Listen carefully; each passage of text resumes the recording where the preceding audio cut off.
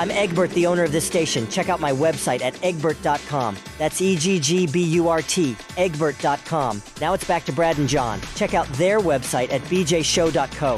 The BJ Show? Come on, guys. Anyway, here's B and J.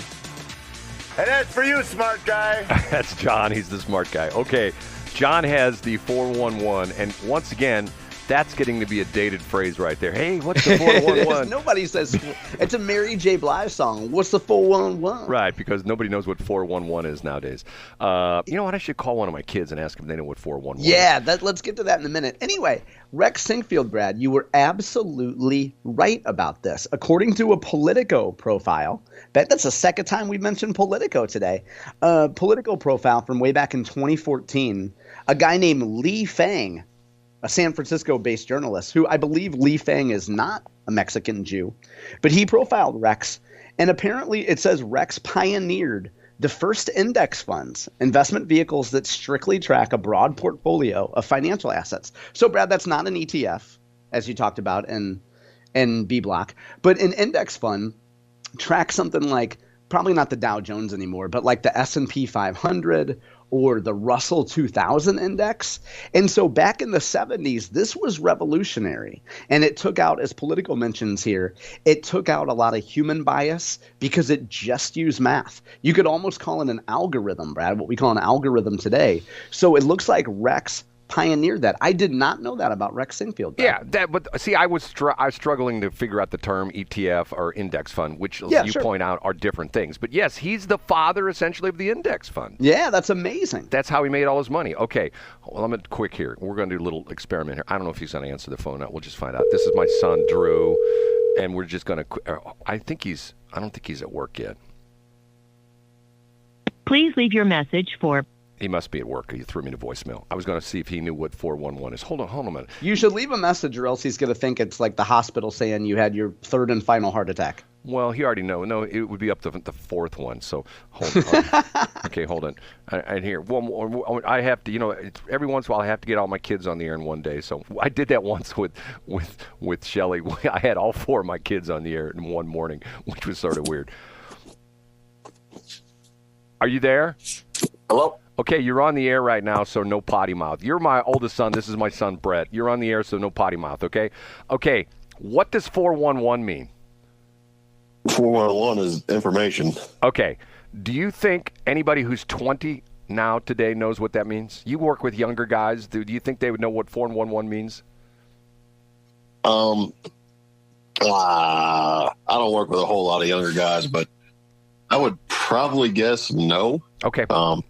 They don't use the phone and they can't read analog clocks, so I would go ahead and say they probably don't know what that means. Now, how did you know what 411 is? Do you remember that from your younger years? Yeah. It's always 401's with an information line. It's always kind of been. Have you ever dialed 411 in your life that you can remember? No, not that I don't think so. Maybe when I was real young. But okay. I don't think so. I tried to call your brother Drew because he's the youngest of the crew, and I thought that he would be the interesting test to see if he knew what 411 was. Okay, thanks for answering my call. Things going well still down there, and you're still digging out from the hurricane, which didn't hit you, right? Yeah, it didn't. It was sunny and clear here. We maybe had some winds that night, but not even enough to really wake me up. So, hey, appreciate it. I love you. I'll talk to you later.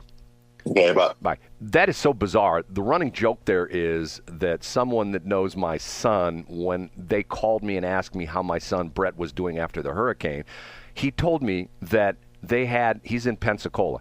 They had absolutely, positively no repercussions from the hurricane. Matter of fact, the day after the hurricane, he said it was that night they got a little bit of wind, a little bit of rain, and the next morning the sun was out and it was a beautiful day, and the person who shall not be named called me a liar, claiming that there's no way in the world Pensacola didn't have any hurricane damage. And after 2 days, that person apologized to me. Wow, that happens? Yes, because apparently she found out that she did her meteorological research and found out, and it is sort of weird when you think about it, because here this hurricane comes ashore, and if you know where Pensacola is, it's on the panhandle, and it's the the city closest to Alabama. Matter of fact, if you're going, you can drive right to Gulf Shores. Yes, if you're on in Pensacola, you can go on I-10. You can drive west for probably only about 20 or 30 miles, and you're Alabama. But still, that whole Bend area of Florida just got pummeled. And you would think that, when you see where the hurricanes are, that, the spiraling things, the outward bands of rain and all that kind of storm, they got nothing. And yet these poor people in Georgia and North Carolina and eastern Tennessee just got their butts kicked. That's true. Isn't that weird? I mean, how close you can be to something and have it not impact you. And hey, you actually studied meteorology. I did, and I never finished at Mississippi State. That was going to be another one of my degrees, but I never finished. Isn't that terrible? That's the one degree. I don't think it's terrible. I mean, you make the choices that you make, and you made it. I'm sure you made it for good reason, Brett. I made it for a bad reason. I wish it would have continued, but that's a whole other story. Okay, no, seriously. That storyline. Now, when you see, I know that you don't spend a lot of time sitting on the couch watching, college football, because you'd rather spend time on the couch watching YouTube and Cletus McFarland. But do you feel a kinship, like when you hear something good about Mississippi State, when you hear something good about the Bulldogs, when you see them ring those cowbells? Do you feel a kinship or not? No, I don't, to be honest with you. I could care less because I'm not that kind of guy. You couldn't care less. But you bring up an interesting name, and it's funny you bring this up because you just remind me of something to talk about. Cletus McFarland. For those of you who don't know who Cletus McFarland is, his real name is like Garrett Smith or something like that. He's a YouTube star. He really is. He's a car guy. And a lot of these car guys have migrated into helicopters. And he bought himself an abandoned helicopter that was in Venezuela, a Hughes 500, and he brought it up to the States, and he had it completely redone. And he's been in the news lately, him with a bunch of other helicopter pilots, because you know why, John? And here we go. This is our wonderful federal government. Who were the first responders into, especially a lot of the areas in western North Carolina, where people, if you know, and once again, quick 30 seconds on why this is interesting in North Carolina. There's a lot of mountainous areas in there, not like the Rockies, but a lot of mountains, what they call it the Appalachian Mountains, or the whole area through there, okay? And the problem was, when you get this huge amount of water, it goes flying down all these valleys and gullies and things like that, and it took out everything and washed out a bunch of roads. There are still areas in North Carolina, as we speak, that nobody can get to via truck, car, ambulance, things like that. Okay, so a bunch of civilian helicopters. So you were asking me a question. Well, okay, what was the question? The answer is, using context clues, my guess is going to be helicopter operators and probably ham radio enthusiasts. Okay, a bunch of helicopter operators volunteered, flew their ships up, including Cletus McFarland. He's got video on his YouTube channel of him ferrying water, taking people out of area, and to the point where these citizens who were trapped were actually painting landing zone X's on grounds because they were trying, and matter of fact, to the point where some of the people were trying to use mirrors to attract the helicopter pilots. A bunch of these civilian helicopter pilots went into this area to rescue people, to pull people out, to bring supplies in, and guess what has happened to them? What happened? They've been banned. Oh yeah, Brad, I've seen some things about this. And I'm going, what? They've been banned by the federal government. They're not allowed in the area. Now, well, FEMA knows best. We do know that FEMA knows best. I mean, they have flawless execution. I'm going like, okay, once again, to me, this is the true America. Somebody has a problem. Citizens, not the government. Joe Average and Josephine Average come to their rescue, right? It's the old thing of like, if you go back to, if Farmer Jim's, barn catches on fire, everybody shows up and they all form the bucket brigade, right? Am I exactly right? You're exactly right about that. Okay, that's what it did. The people came together. They didn't call 911 because there was no 911. They didn't call the county commissioner. They just jumped in their cars or their horse and wagons, whatever it was back in the day, and they helped out. Okay, once again, these civilian helicopter pilots flying expensive helicopters. These helicopters aren't cheap, very, very costly to operate. Tremendous amount of maintenance goes into them. They came in there and helped out the citizens. Now they've been banned by the federal government. I mean, when I heard this, I just thought to myself, this can't be right. And I read the story, and I'm going like, and some of them have been warned that if they try to sneak back in, they could lose their FAA license. Yeah, I heard. And also, haven't there been a number of cases, at least from what I've seen on social media, where the government is clearly trying to get people to not go back and take possession of what is rightfully theirs? Well, don't get me going about that, because I don't know. We didn't talk about this last week. It came out that the airport, the city of St. Louis, is doing RFPs, requests for proposals, for the old area west of 270. What's the name of the subdivision there? Big, massive subdivision at the time. Carrollton? Carrollton. Okay. Have you seen this story? No, I haven't seen this. Yeah, they want to turn it into, guess what? A logistics park. They're going to build. Ooh, we need one of those. Wait, why can't we just put an old black cemetery there, and then Drury can cut the grass? It seems like a win-win for everybody. You remember all these things. Okay, once again, they moved those people out of there, and years ago, I said, and people made fun of me, I go, well, their new runway is going to cause all sorts of noise problems out there. I go, sell the houses to the deaf people. You know, they don't care. That's a great idea. Put all the deaf people out there. Now, wait, real quick. So are Cletus McFarland and these folks, are they, I mean, I hate to sound cynical here, and I don't mean this in a bad way, Brad, but like, their videos have to be awesome. Like, if they're doing helicopter shots, like, are they documenting all the stuff that they're doing? Let me put it to you this way. I watched, and once again, I flew for, 3.5, 4 years, okay? Not the best helicopter pilot, because I flew with guys, everybody I flew with, all my instructors, Alan Barklage and other guys that taught me how to fly, were all Vietnam veterans. And these guys were flying around in Vietnam getting shot at, and were what we call incredible pilots. I mean, these guys did things that I was just in awe of. You know, it's the old story that once you get to learn something, if you learn like a trade, you know, if you're a carpenter and you see like a master carpenter, you go like, oh my God, that guy's really good. Yeah, you're able to tell like really good versus just average. Right. These guys were all phenomenal. Okay.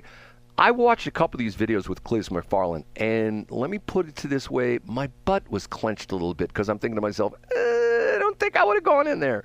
And once again, not that he's doing anything dangerous, because of the fact that by its nature, Alan Barklage used to always say, helicopters are not inherently dangerous. What happens with helicopters, they are normally called in to inherently dangerous areas.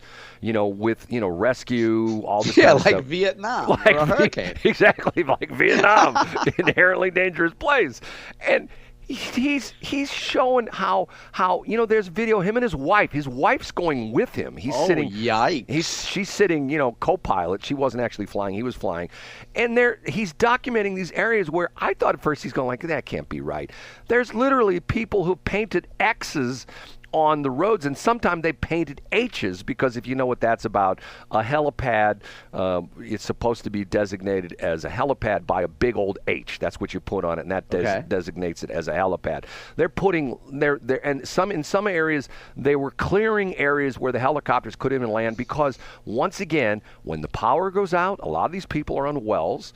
When the power goes out, they have no water. Most of the cell sites are down. They can't call 911. They're trapped because in a lot of areas there's only one way in and one way out because of where they live with these little, you know, country roads and things like that.